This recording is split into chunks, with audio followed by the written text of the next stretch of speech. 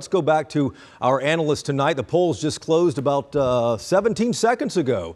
So we have, some anticipation, I guess, as we await these early voting numbers. These are going to be coming in the next 10 minutes or so. 6 or 7 minutes is usually how long it takes for a lot of the counties to generate this.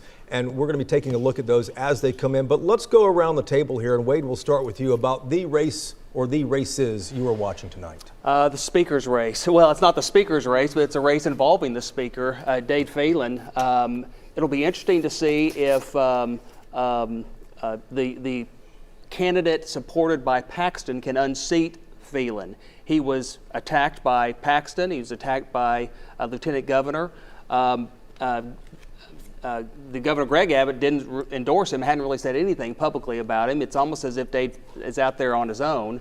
Rick Perry stumped for him last week. So we'll see if that's enough to help him, carry the day. But I think that is probably the bellwether election tonight from the state perspective. I think a lot of people probably agree with you on that, especially statewide. But Tanya Iser is in Beaumont tonight. We'll be checking in with her a little later. Bud, what races you watching? Well, I think we have to look at these House races here, where you have somebody who voted against vouchers, who is opposed in some cases by Governor Abbott, and then you also have candidates like the incumbent Morgan Meyer in Dallas, who antagonize Lieutenant Governor, has Lieutenant Governor supporting Warnock against him. So you look at all the House races. The first ones, I'd say the incumbent most in danger of losing is Glenn Rogers from Grayford, west of Weatherford.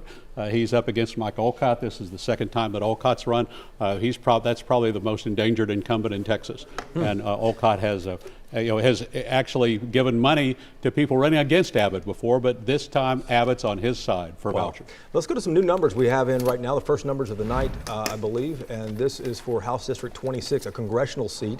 This one replaces, this person will replace Michael Burgess, representing Tarrant, Denton counties, and out to Decatur as well. Brandon Gill leads this. This is 27% of the precincts reporting. This is a little more than a quarter of them reporting right now. Brandon Gill way out in front of Scott Army, the son of the former Congressman Dick Army, and John Huffman, who is the mayor of Southlake. Those are huge numbers right there, Bernadine, I think. Absolutely, and I don't think that we were looking at John Huffman as being in number 3 so far for the early vote. Yeah. We were looking at John Huffman being primarily in second place. So those numbers are coming out somewhat surprising as well.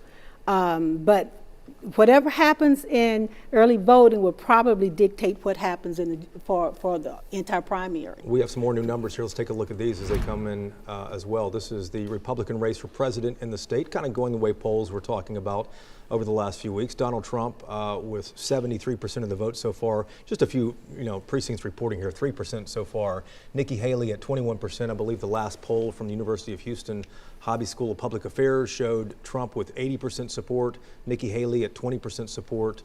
We have seen Trump underperform so far in this election cycle, Bud. Yeah, I think that's what Haley keeps hanging on for, that Haley keeps getting a few more points than the polls say she'll get. In this case, she's only doing a point or two better, but she's not gaining much ground. She's just outperforming what the polls show, so she keeps just hanging on by a fingernail.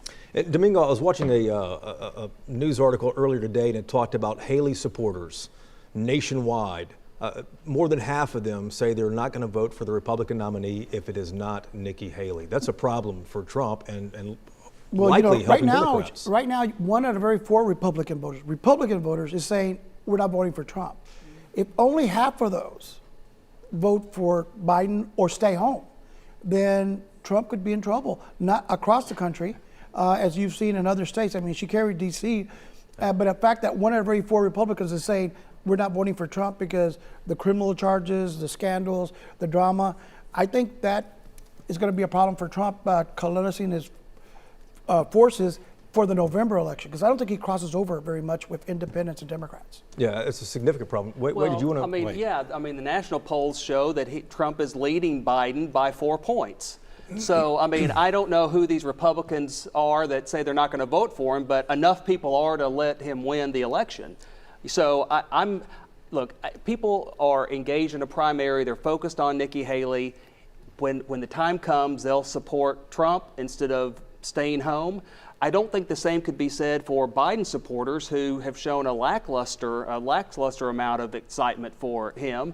Most people say he shouldn't be running, he's too old. So Do you not agree with, or do you not believe that those never Trumpers exist? I absolutely believe there are never Trumpers exist. But you think they'll end I up think- showing up to the polls when it comes or even down if to they, it? I think there are more people that will vote for Trump, as the polls indicate, than will vote for Biden. And at the end of the day, that's all that matters.